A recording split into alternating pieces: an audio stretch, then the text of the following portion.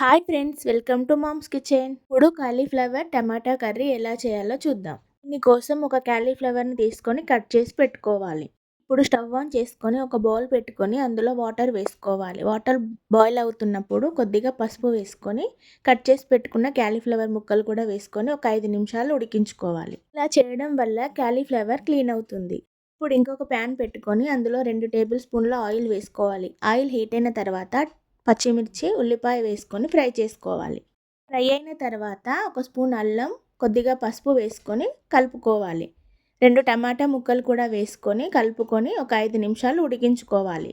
టమాటా ముక్కలు మెత్తగా ఉడికిపోయిన తర్వాత ఇందులో ఒక స్పూన్ సాల్ట్, ఒక స్పూన్ కారం వేసుకొని కలుపుకోవాలి. ఇందులో ముందుగా ఉడికించి పెట్టుకున్న కాలీఫ్లవర్ ముక్కలు కూడా వేసుకొని కలుపుకోవాలి. ఇప్పుడు ఇందులో కొద్దిగా వాటర్ యాడ్ చేసుకొని మూత పెట్టి ఒక 10 నిమిషాలు ఉడికించుకోవాలి. ఈ కర్రీ చాలా సింపుల్గా అయిపోతుంది. టేస్ట్ కూడా చాలా బాగుంటుంది.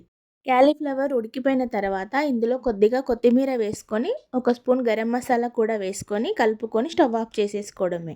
ఈ కర్రీ చపాతీలోకి, రైస్లోకి చాలా బాగుంటుంది. ఒకసారి తప్పకుండా ట్రై చేయండి. ఈ రెసిపీ కనుక మీకు నచ్చినట్లయితే డూ లైక్, షేర్. ఇలాంటి మరిన్ని రెసిపీస్ కోసం మా ఛానల్ని సబ్స్క్రైబ్ చేసుకోండి.